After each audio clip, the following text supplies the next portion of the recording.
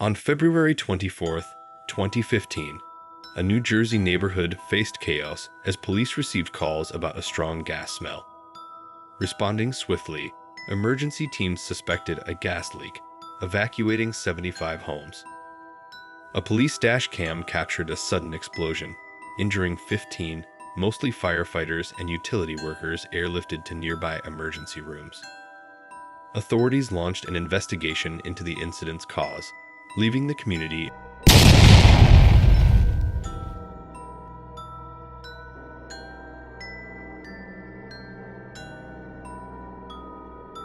The explosion is thought to have resulted from a 2-inch gas main break. However, the specifics of how it broke or what ignited the blast remain unclear. On August 16, 2003, at approximately 7:00 p.m., a significant incident transpired in Louisville, Kentucky, as the LMPD responded to a distress call in the 1700 block of Bowling Avenue. Concerned neighbors had alerted the police after hearing a woman's cry for help. Upon reaching the location, law enforcement encountered an agitated woman urgently signaling from a shattered second-story window. Attempts to enter through the front entrance were thwarted as the officers found it secure and barricaded. A check of the rear of the house revealed similar security measures on all ground-level doors and windows. To reach the distressed woman, the officers located a ladder and ascended from the outside. Upon gaining entry, they discovered the woman restrained to the floor with a metal chain tightly wound around her neck, secured with a padlock. Emergency medical services and the Louisville Fire Department were dispatched to provide medical assistance and safely remove the padlock that remained fastened around her neck. Authorities reported that 2 days after the woman's rescue, 38-year-old Moses May was arrested. May faced various charges, including kidnapping, domestic violent assault, intimidation of an illegal process participant, making terroristic threats, and engaging in physical harassment. He was held in custody under a $100,000 cash bond. In this video, a tense interaction unfolds between a police officer and a fugitive. The officer stops a person jogging, suspecting him to be the escaped prisoner. Despite intense questioning, the fugitive confidently provides quick and convincing answers, leading the cop to believe he's just a regular jogger. You live around here, buddy? No. Where do you live at? Down the road by Pineville. Pineville? Uh-huh. Okay. Do you have any form of identification on you? No, man. Alright. What is, we got an escapee. Oh. Where from? Prison. There's a prison here? Yeah. What's your address? I don't have an address. I'm at the hotel.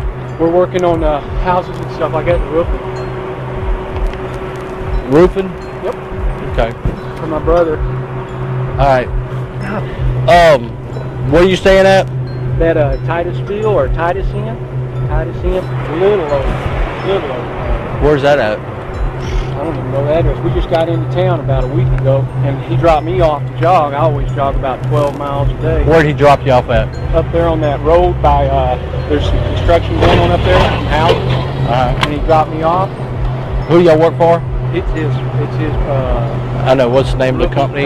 Phil's Roofing. Okay. Phil's Roofing. Did you go through a briar patch or something? Well, yeah, roofing. I always roof in shorts and cut my scratching up on.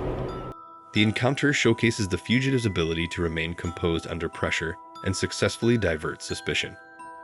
During the exchange, the officer scratches the surface with questions about the resident's identification and the fugitive's claimed job in roofing. Despite the fugitive providing 2 different names during questioning and being on death row for escaping twice before, the officer remains unaware of his true identity. Unfortunately, this oversight allows the criminal to stay at large for a full year, underscoring the importance for officers to pay closer attention to subtle clues. On May 24, 2021, the Austin Fire Department and Austin Police Department swiftly responded to a car fire on West Don Lane. Reports indicated a fully engulfed vehicle with a person trapped inside. Acting rapidly, officers successfully rescued the man just moments before the vehicle erupted in flames. Multiple calls described an unconscious man in the burning truck, with his foot on the gas pedal. Within 2 minutes of receiving the call, Officers Pineda and Carrera arrived to find the truck ablaze. Unable to establish communication, they shattered the window and safely extracted the man. ATCES provided immediate medical attention, and shortly after, the truck exploded. Assistant Police Chief Robin Henderson commended Officers Pineda and Carrera for their courageous actions, recognizing them with the Chief's coin of recognition. In the early hours of July 27, 2018, Wyoming police received numerous calls about a reckless driver going the wrong way on the highway. Officers Rob Meredith and Christ DeBauer rushed to the scene to stop this dangerous driver. They had to use their own patrol car as an impromptu barrier, and their dash cam captured the dramatic moment. The tension was palpable, and their urgent radio transmission was filled with instructions like, "Take as many precautions as possible," and "Watch your own safety," as they positioned their vehicle. The headlights of the wrong-way driver were rapidly approaching, with the alarming lack of any attempt to slow down or swerve to avoid a head-on collision. In a split-second decision, Officer Christ DeBauer steered their cruiser into oncoming traffic, preventing what could have been a devastating head-on crash. This crucial move saved both vehicles involved and likely prevented a fatal outcome. The wrong-way driver eventually stopped further down the road and was taken to the hospital for treatment of his injuries. He turned out to be a 60-year-old man facing charges for his third offense of driving under the influence. As for the two police officers, they came out of the incident with only minor injuries, a fortunate result given the seriousness of the situation.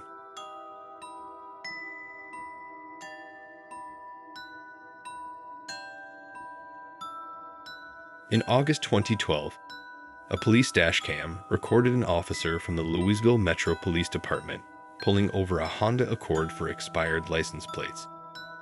3 individuals were inside the car, appearing nervous and anxious. During the interaction, sounds of kicking and yelling emanated from the car's trunk, prompting the officer to call for backup and detain the 3 suspects. Approaching with caution, the officers opened the trunk and discovered a man with a towel tied around his head and hands bound behind his back.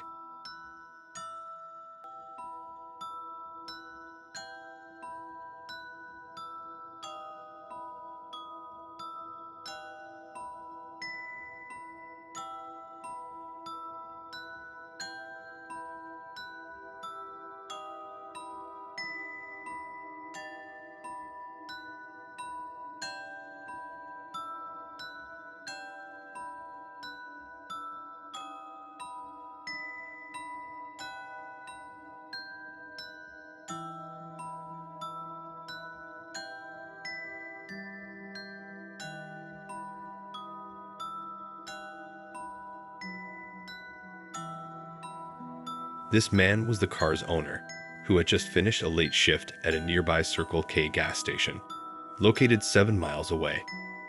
After closing the store and heading to his car, all 3 suspects attacked him. They not only stole his vehicle, but instead of leaving him behind, they tied him up and placed him in the trunk before driving away. The 3 responsible individuals, Tret Bly, Joseph Davis, and Brittany Elder, all in their late 20s, were later caught and identified. Their intentions regarding the victim remain unknown. If not for the expired license plates prompting the traffic stop, this incident might never have unfolded, leaving the victim vulnerable to the unknown intentions of these individuals. Despite enduring a rough ordeal and mild dehydration due to the heat in the trunk, the victim managed to escape without suffering any major injuries. In an intense incident captured on a California Highway Patrol vehicle's dashcam, 2 officers found themselves amidst a destructive mudslide while en route to a reported structure fire. Without warning, the mudslide overwhelmed their patrol car, causing all 4 wheels to lose traction.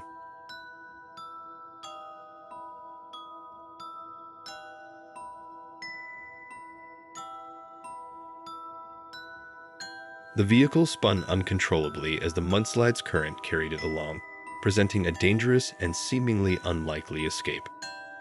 Through luck, or perhaps a miracle, the officers managed to regain control of their vehicle and moved it ahead of the mudslide.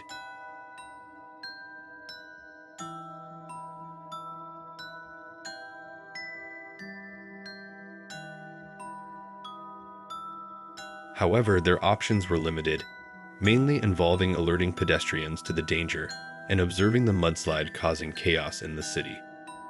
Urgent messages were sent over the radio, urging people to evacuate.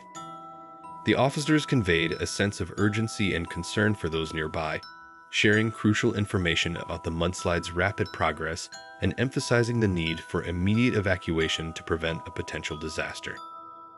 The dashcam footage vividly depicted the officers' frantic efforts to protect their community in the face of an unpredictable natural disaster. The video from Officer Wayne Daniels' police car in Garden City, Georgia, has gained widespread attention on the internet, puzzling viewers for years and even making its way onto a paranormal TV show. In the footage, Officer Daniels attempts to pull over a white sit-in for reckless driving around midnight on April 3, 1997. The mysterious driver initially pretends to pull over, but then swerves chaotically, making a U-turn and vanishing into the night. Later, the white car reappears, attempting to escape by making dangerous swerves. Despite the low video quality, the white car reportedly reaches speeds over 50 miles per hour during the pursuit. Suddenly, the suspect turns onto a side road and appears to hit a dead end. Here's where it gets strange. Instead of stopping, the white car sharply turns left and disappears behind a metal fence, leaving officers and viewers stunned. A possible explanation suggests that the fence might not have been properly secured, allowing the car to go through. However, this raises many questions. To date, the reason behind this eerie footage remains a mystery, adding to the intrigue and speculation surrounding the incident.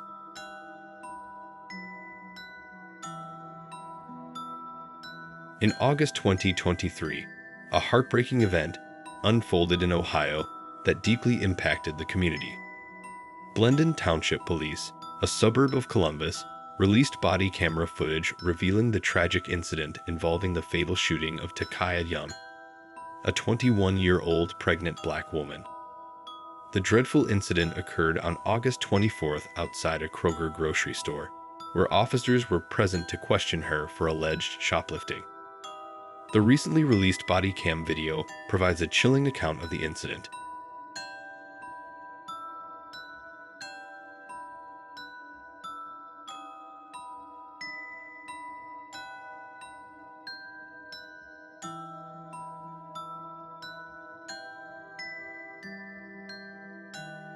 In the footage, officers attempt to engage in a conversation with Miss Young, who was seated in her car.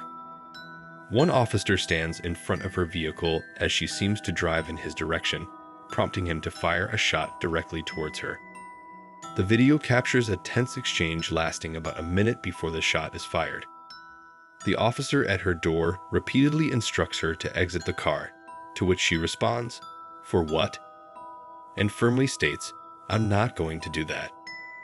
Another officer standing in front of her car has his left hand on the car's bonnet and a drawn gun in his other hand.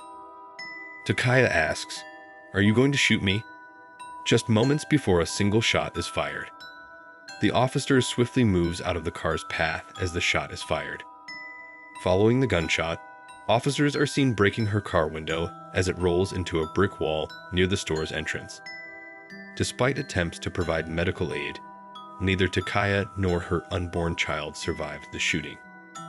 Blendon Police Chief John Belford acknowledged the tragedy, expressing condolences to Takaya's grieving family. Both officers involved, who haven't been identified, were in the parking lot for an unrelated call at the time of the incident. They were placed on administrative leave afterward.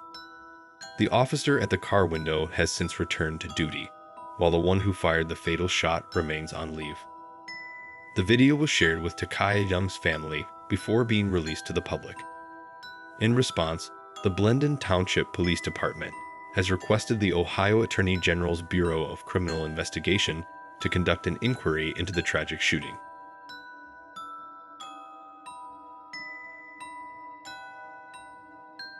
On the serene morning of July 28, 2010, at approximately 5:30 a.m. on West 10th Street in the Flats, a residential building set the stage for a bold break-in reminiscent of a movie scene.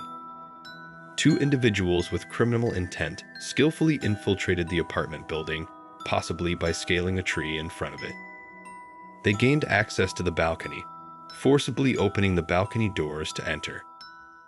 Once inside, they discovered the apartment's tenant peacefully sleeping, oblivious to their presence. Rather than making a swift escape, they opted to explore further. Their attention was drawn to a black leather gym bag, and without hesitation, they took possession of it. Their thievery extended beyond the bag as they proceeded to fill it with various items from the apartment. Their audacity grew when they stumbled upon the owner's car keys, giving them control over more than just stolen belongings. Security cameras within the apartment building meticulously recorded their every move as they exited a stairwell and entered the parking garage.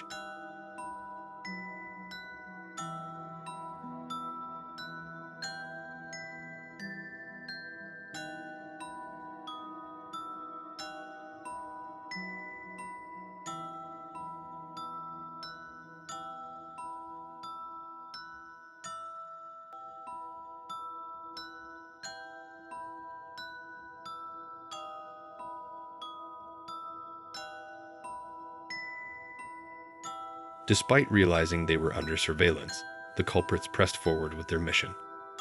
Eventually, they located the owner's black Jeep Cherokee. After some initial confusion on how to open the garage door, they successfully made their escape.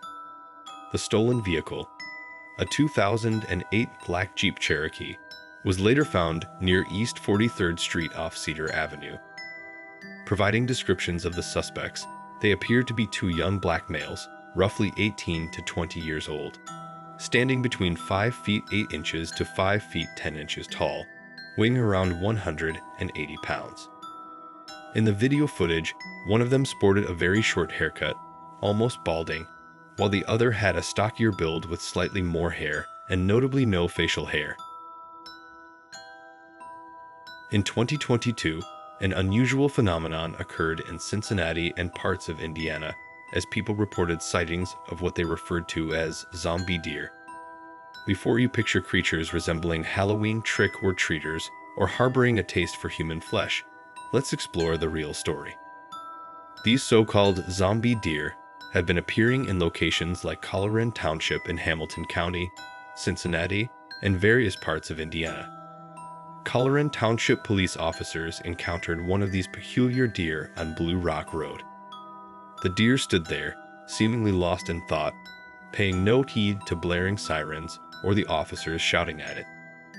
Adding to the oddity, it exhibited patches of fur with discolored skin. According to a warden from the Ohio Department of Natural Resources, the west side of Cincinnati saw an uptick in these zombie deer. These creatures were afflicted with a condition known as episodic hemorrhagic disease, EHD. Notably, cases of EHD were also reported in Indiana. Joe Carter, a state research biologist, described EHD as a relatively common ailment among deer. Interestingly, Indiana witnesses significant EHD outbreaks every 5 to 7 years, with the last major one occurring in 2019. Certain counties, such as Franklin and Dearborn County, might experience heightened EHD cases a few years after major outbreaks. Remarkably, these outbreaks are becoming more frequent even in states where EHD was historically uncommon. So, the zombie deer sightings of 2022 may sound alarming, but they essentially result from a recurring, albeit unfortunate, natural phenomenon affecting deer populations in the region.